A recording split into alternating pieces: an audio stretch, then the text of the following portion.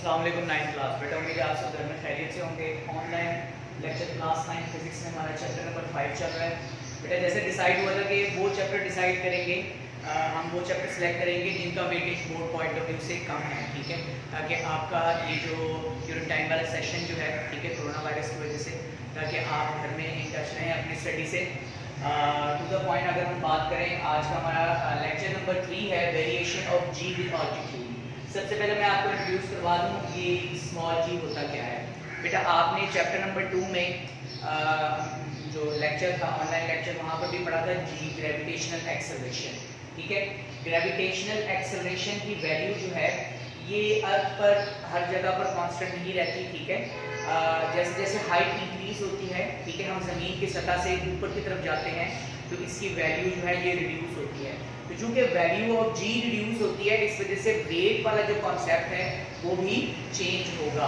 Obviously अगर एक object का वेट अर्थ सरफेस पर, ठीक है, ज़मीन की सतह के ऊपर एक स्पेसिफिक है, तो जैसे ही वो ऑब्जेक्ट ज़मीन की सतह से ऊपर जाएगा, हाइट पर जाएगा, तो वहाँ उसका वेट रिड्यूस होता रहेगा। वेट चूँकि मैस और ग्रेविटेशन एक्सेलरेशन पर डिपेंड करता है, इस वजह से ये चीज़ मैं आपको बता रहा हूँ। चलिए आज के टॉपिक में बेटा हमने ये पढ़ना है कि ग्रेविटेशनल एक्सेलरेशन की वैल्यू ज़मीन की सतह से, सरफेस ऑफ अर्थ से ऊपर जाते हुए कैसे रिड्यूस होती है, और इसकी रिजेम्बलेंस करनी स्पेसिफिक वैल्यू के साथ, ठीक है।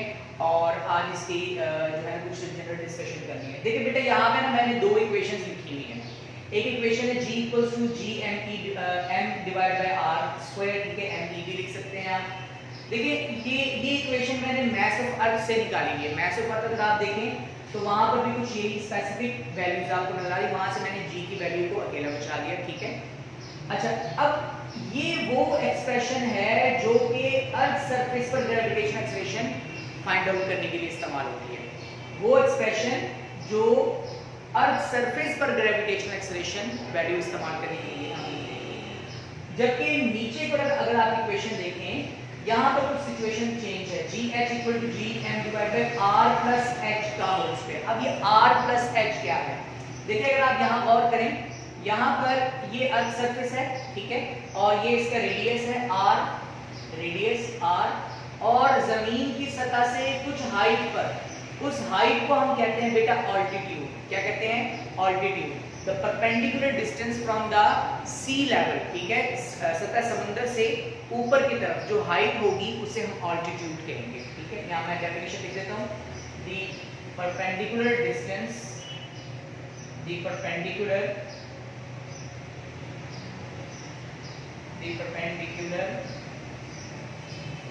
height from the surface of earth, surface of earth कहते हैं, या surface of sea level कहते हैं, या फिर sea surface, surface of sea, ठीक है। अर्थ की कह सकते हैं आप इसको, इसे हम कहेंगे ऑल्टीट्यूड, और इसे x से रिप्रेजेंट किया गया है। अच्छा, अब इसकी एक्सप्रेशन जो है वो कुछ ऐसे है। अच्छा, अब मैं यहाँ पे दोबारा क्लियर कर दूं, ये जो टोटल डिस्टेंस हो जाएगा बेटा, ये कहलाएगा r प्लस एच। क्या कहलाएगा? r प्लस एच, क्योंकि इसमें इस पूरे हाइट में जमीन का रेडियस भी है और वो हाइट भी है जो एक स्पेसिफिक पॉइंट से। अब यहाँ पर ये मैंने आपको एक पॉइंट बनाया है, ये एक सैटेलाइट है, ठीक है, जो जमीन के गिर्द घूम रहा है, ठीक है। तो इस पॉइंट तक की जो जमीन की सतह से हाइट होगी उसे हम कहेंगे ऑल्टीट्यूड, और ये टोटल डिस्टेंस कहलाएगा r प्लस एच, ठीक है। इसको हम कहेंगे r प्लस एच। जो लास्ट टॉपिक है इस चैप्टर का, वहां पर मैं इस r प्लस एच को दोबारा थोड़ा सा एक्सप्लेन करूंगा। अच्छा, अब यहाँ पर इस इक्वेशन से हमने देखा, देखिए अगर तो सरफेस ऑफ अर्थ हो तो r स्क्वायर होगा, लेकिन जमीन की सतह से जब ऊपर की हाइट आ गई है तो वो कहलाएगी r प्लस एच कहलाएगी, और उस पॉइंट पर जो ग्रेविटेशन एक्सेलरेशन होगी वो कहलाएगी gravitation acceleration on altitude, height पर, उस हाइट पर ग्रेविटेशन एक्सेलरेशन की वैल्यू। एक्सप्रेशन को कैसे प्रेजेंट करते हैं? gh inversely proportional to r plus h का होल स्क्वायर। इसका मतलब ये हुआ कि अगर ये वाला फैक्टर बढ़ता जाए, ये r प्लस h इंक्रीज करता जाएगा, तो ग्रेविटेशन एक्सेलरेशन उस पॉइंट पर डिक्रीज करती रहेगी, तो इनवर्सली रिलेशन है। तो ये जो आपका एक्सरसाइज में एक सवाल पूछा गया है कि why gravitation acceleration value decreases with altitude, तो हम लिखेंगे क्योंकि ग्रेविटेशनल एक्सेलरेशन जो है वो r प्लस h के होल स्क्वायर के r प्लस h के होल स्क्वायर के इनवर्सली प्रोपोर्शनल है, इस वजह से ये डिक्रीज करती है। जैसे ही ऑब्जेक्ट जमीन की सतह से हाइट पर जाएगा, ऊपर की तरफ जाएगा, वहां पर इसकी वैल्यू कम हो जाएगी बनिस्बत अर्थ के। जी एग्जांपल के तौर पर यहाँ पे अगर आप गौर से देखें, ये हाइट देखिए और एक इस हाइट को देखें। फर्ज किया कि ये जो हाइट है जमीन की सतह से, ये जमीन के रेडियस जितनी है। अब जमीन का रेडियस कितना था, r equals to 6.4 multiply 10 has power 6 metre, ठीक है, 6.4 मल्टीप्लाई 10 की पावर 6 मीटर। इस हाइट के ऊपर आप एक ऑब्जेक्ट के ऊपर ग्रेविटेशनल एक्सेलरेशन की वैल्यू फाइंड आउट कर रहे हैं। मतलब ये हुआ कि ये भी अर्थ रेडियस है और ये अर्थ रेडियस जितना आप ऊपर चले गए हैं, फर्ज किया आपने, तो यहाँ पर जो ग्रेविटेशनल एक्सेलरेशन की वैल्यू होगी वो जमीन के मुकाबले में 1/4 होगी, 1/4 होगी, मतलब इतनी रिड्यूस कर। अब 1/4 का मतलब क्या है जी, GE मल्टीप्लाई बाय 1/4 जी, इसको आप कैसे लिखेंगे, 10 multiply bye 1/4, 10 divide by 4 equals to 2.5 metre पर सेकंड स्क्वायर। तो इस पॉइंट पर कितनी ग्रेविटेशनल एक्सेलरेशन होगी, 2.5 मीटर पर सेकंड स्क्वायर।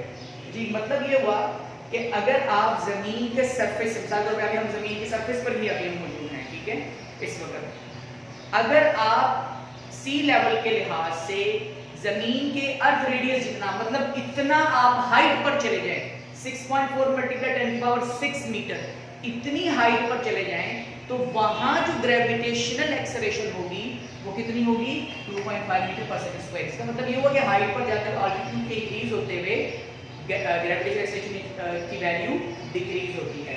जबकि दूसरी सिचुएशन में क्या है, दूसरी सिचुएशन में अब हम 2 अर्थ रेडियस जितना ऊपर चले गए। 2 अर्थ रेडियस का मतलब क्या है कि 2r, मतलब 2 मल्टीप्लाई बाय 6.4 मल्टीप्लाई 10 की पावर 6 मीटर, मतलब अब आप जमीन के रेडियस से दुगना आप इतना ज्यादा हाइट पर चले गए, काफी बुलंदी है ये, ठीक है।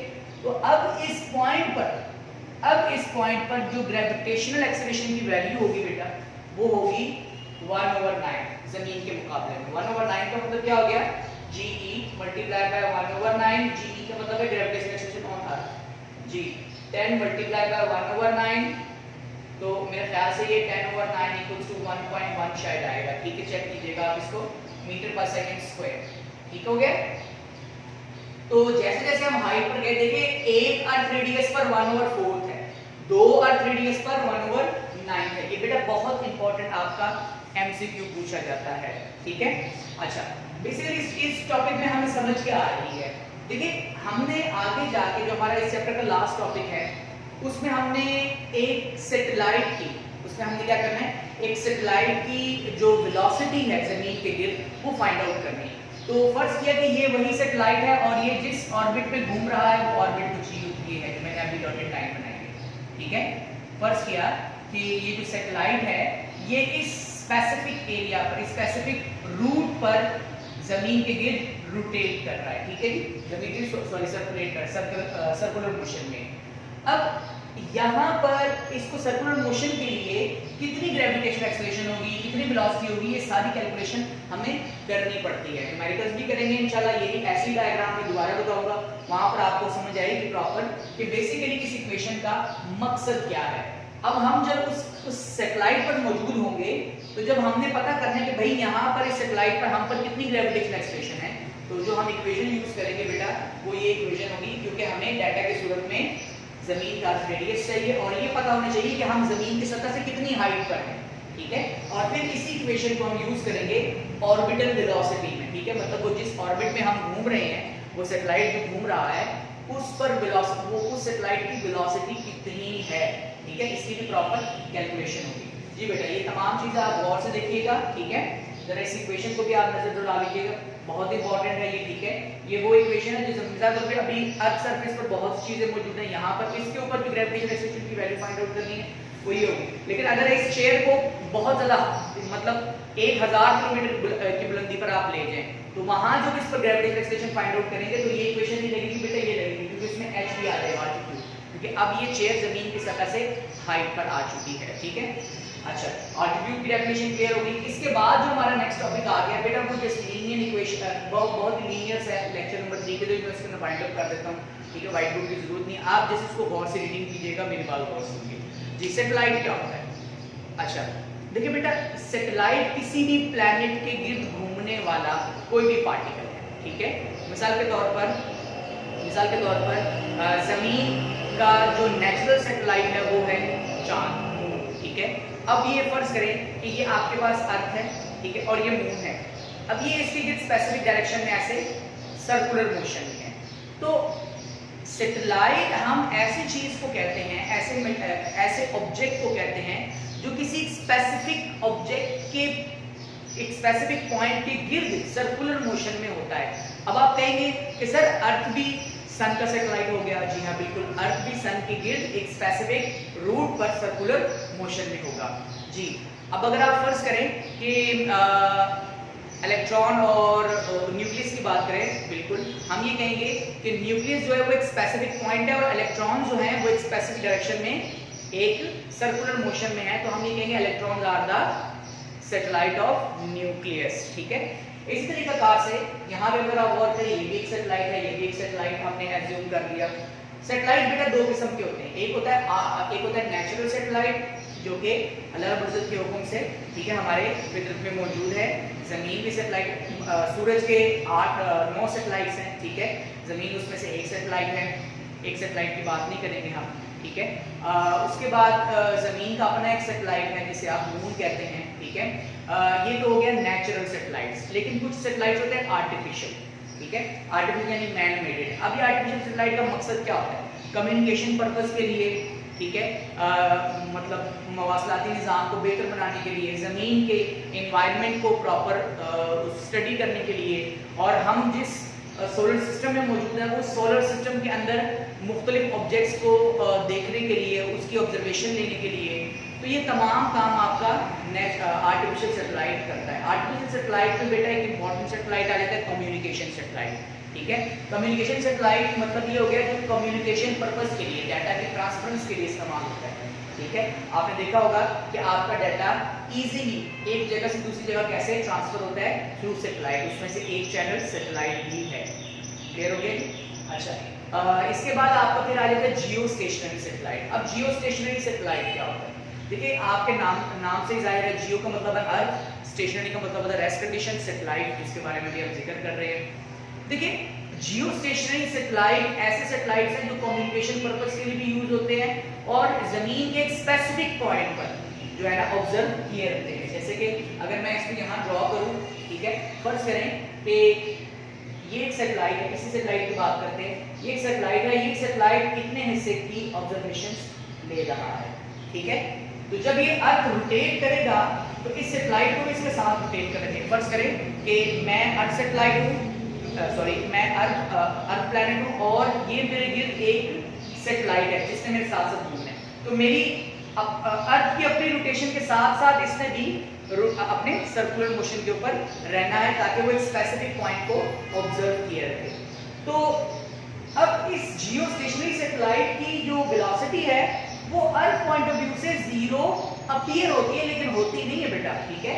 मतलब जब ये अर्थ रोटेट कर रहा होगा, जब इस अर्थ की रोटेशन होगी तो इस अर्थ की रोटेशन के साथ साथ ये सैटेलाइट भी इसके गिर्द घूम रहा होगा ताकि वो एक स्पेसिफिक पॉइंट को अपनी ऑब्जर्वेशन में रखे, ठीक हो गया जी, समझ आ रही है। तो हम ये एज्यूम करते हैं कि जियो स्टेशनरी सैटेलाइट की velocity with respect to earth zero होती है, ठीक है। ऐसा अपीयर होता है, मतलब आपको लगता है ऐसे जैसे कि जीरो है, लेकिन वो जीरो बेटा होती नहीं है। वो भी स्पेसिफिक डायरेक्शन में सर्कुलर मोशन में होता है, क्योंकि सैटेलाइट की सर्कुलर मोशन होती है और अर्थ की रोटेटरी मोशन होती है। इस वजह से इनकी हरकत आपस में जीरो महसूस होती है। मतलब आप रिलेटिव मोशन की बात करेंगे, रिलेटिव आपकी जो है ना उसकी कॉन्सेप्ट क्लियर हो जाता है, लेकिन इसकी वेलोसिटी जीरो नहीं होगी असल में। अच्छा जी, इसके बाद फिर आपका आ जाता है जीपीएस, जी के ग्लोबल पोजीशनिंग सिस्टम। अगर आप पेज को फ्लिप करेंगे जब नेक्स्ट आप जब देखेंगे नेक्स्ट पेज पर, तो वहां पर आपको जीपीएस की साइट पर नजर आएगा। जीपीएस क्या होता है? Global positioning system. Global positioning system एक ऐसा सिस्टम है जो कि अर्थ मतलब जमीन पर, जमीन के अंदर, हवा में, पहाड़ों में, ठीक है, और समुद्र के अंदर मुख्तलिफ ऑब्जेक्ट्स को देखने के लिए, लोकेशन फाइंड आउट करने के लिए, ठीक है, रेंजेस फाइंड आउट करने के लिए हम इसको इस्तेमाल करते हैं, ठीक है। इसकी स्पेसिफिक वेलोसिटी आई है 3.87 किलोमीटर पर सेकंड, ठीक है, वहाँ पे एक वैल्यू लिखी हुई है, तो वो आप देखेंगे। जमीन के ऊपर प्रॉपर कंट्रोल करने के लिए 3 सैटेलाइट की जरूरत होती है बेटा। एक तो ये हो गया जो 120 डिग्री तक इसको प्रॉपर ऑब्जर्व कर रहा है, एक सैटेलाइट बेटा यहाँ आ जाएगा, ठीक है, जो इतने हिस्से की ऑब्जर्वेशन लेगा, और एक सैटेलाइट बेटा यहाँ आ जाएगा जो इतने हिस्से की ऑब्जर्वेशन लेगा। इसका मतलब ये हो गया कि 3 सैटेलाइट्स की जरूरत है जो एक ही वक्त में पूरी की पूरे अर्थ पर कंट्रोल किए रखे, उसको ऑब्जर्व करता रहे, ठीक है, 120 डिग्री के ऊपर। इसकी डिटेल इंशाल्लाह आप बड़ी क्लास में पढ़ेंगे, ठीक है, इन बातों को ज़हन में रखिएगा।